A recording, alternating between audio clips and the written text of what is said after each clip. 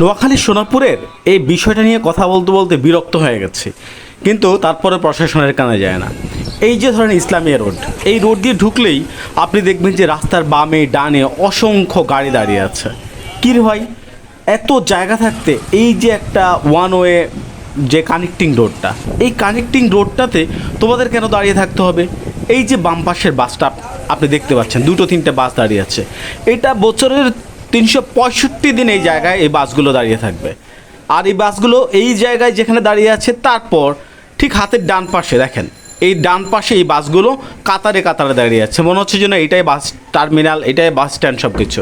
আর সেটার ফলাফলটা একটু সামনে দেখতে পাচ্ছেন, সেটার ফলাফল হচ্ছে সামনে এই যে মেইন রোডের মুখে দুনিয়ার জ্যাম পড়ে আছে, কারণ তারও ডান পাশে বাস আছে।